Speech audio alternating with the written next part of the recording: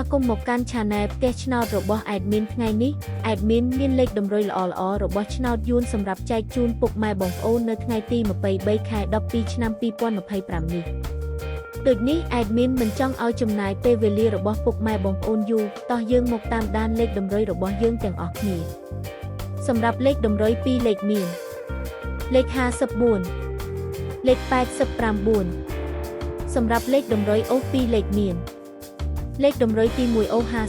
50និងលេខតម្រុយចុងក្រោយអូស80សម្រាប់លេខតម្រុយ3លេខមាន5167គុណនិង307គុណសម្រាប់លេខតម្រុយថ្ងៃនេះ Admin សូមជូនពរឲ្យពុកម៉ែបងប្អូនជួបតែសំណាងល្អទាំងអស់គ្នាហេងមានលាភមានជ័យជាចុងក្រោយសូមកុំភ្លេចជួយចុច Subscribe និង Comment ហើយដាក់សញ្ញារូបកណ្ដឹងដើម្បីជួយផ្ដល់កម្លាំងចិត្តមកកាន់ Admin ជាពិសេសងាយស្រួលតាមដានវីដេអូថ្មីនិងលេខតម្រុយល្អៗជាប្រចាំថ្ងៃជាមួយ Admin សូមគោរពលាពុកម៉ែបងប្អូនពីខ្ញុំបាទ Admin ផ្ទះឆ្នោតសំណាងល្អទាំងអស់គ្នាសូមអរគុណ